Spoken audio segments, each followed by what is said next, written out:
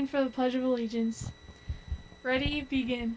I pledge allegiance to the flag of the United States of America and to the republic for which it stands, one nation, under God, indivisible, with liberty and justice for all.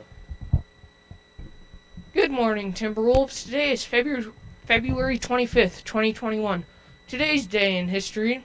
The Legal Tender Act passed, helping to finance the Civil War. Fun fact, on February 25th, 1862, the U.S. Congress passed the Legal Tender Act, authorizing the use of paper bills to pay the government's bills. This ended the long-standing policy of using only gold or silver in transactions, and it allowed the government to finance the enormously costly Civil War long after its gold and silver reserves were gone. Joke of the day? Civil War jokes? I General Lee don't find them funny. Good. Thank you, Sandy.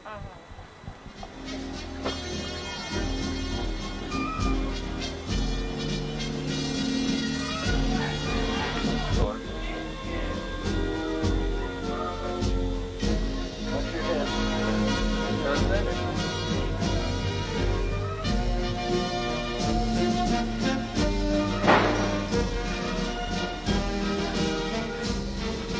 If you want to turn to your right here. All right. Watch your head. Whoa, Rick. Boy, it's a pleasure to be indoors.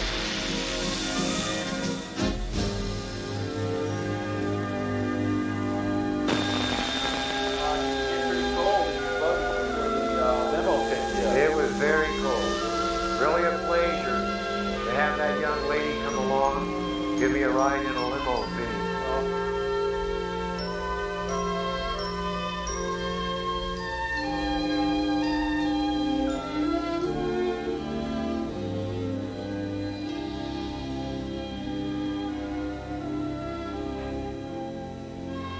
I'd like to introduce Mr. Russ Anderson, our American Studies teacher, who's going to give us a little bit of background into the visit of Mr. Lincoln.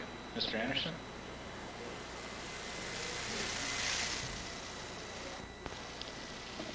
On July 4th, 1776, the 13 colonies declared their independence from Great Britain.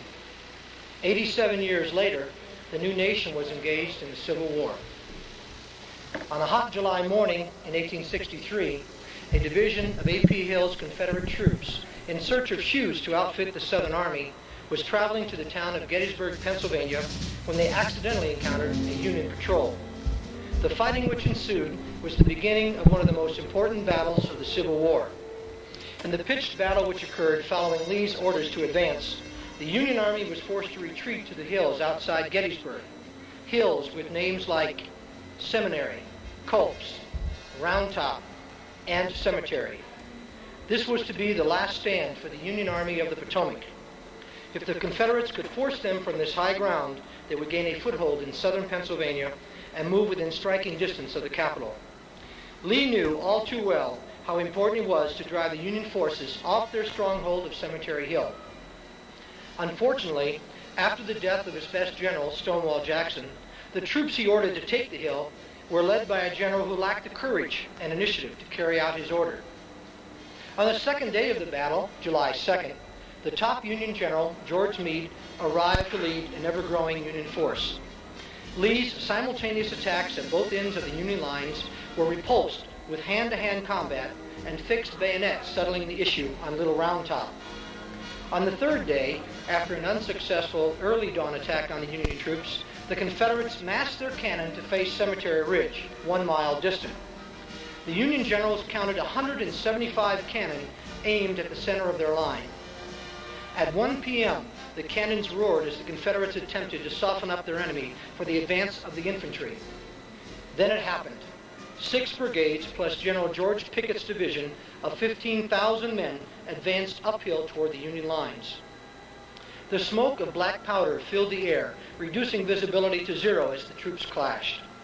The center of the Union line was ravaged and almost breached by determined rebels who came within yards of splitting the enemy's line in two. However, Union reinforcements arrived to stem the tide of the rebel advance. Lee's last-ditch effort to divide and conquer his foe had failed. the Southern Army was forced to withdraw to Virginia to fight another day. The Union Army was too exhausted and decimated with casualties to pursue them. Both sides had suffered tremendous losses of men. 50,000 were either killed or wounded. In 72 hours of fighting, the casualties equaled the total number of U.S. servicemen killed in Vietnam. On the 4th day of July, a downpour washed the blood from the grass of the battlefield.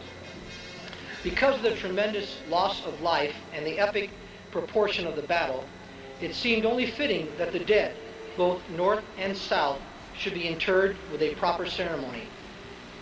17 acres were set aside on Cemetery Hill, and on November 19, 1863, the military cemetery was dedicated. A noted orator of the day, Edward Everett, spoke for 2 hours. He was then followed by the President of the United States, who had been invited to deliver a few appropriate remarks. In his 10 sentences, Abraham Lincoln, eternally etched in history, the ideals upon which this nation was founded, and made clear to all future generations the type of dedication needed by all Americans to keep the United States of America strong and free. Word of the week. Predict. Tell what you think what might happen. Make an educated guess. What do you call a psychic that is bad at predicting the future? A non-profit.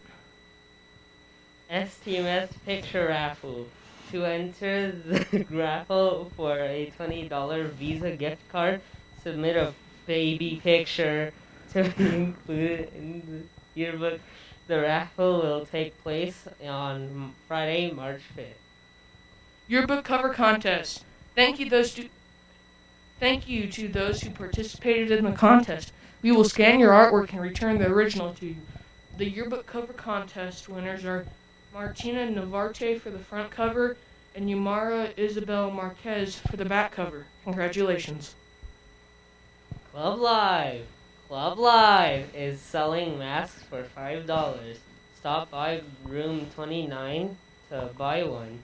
Finally, the famous Club Live sweatshirts, I don't know if they're famous, will be arriving this week.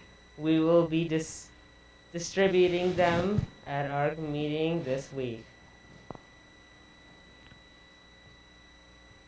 Timberwolf birthdays. Happy birthday, Dulce Z. Sounded so dull. Kindness challenge week 4. Drink hot cocoa while watching your favorite movie. You matter! Give us feedback. What would you like to see on TTV? Send it to ttelevision@ltusd.org. Have an excellent day, Timberwolves.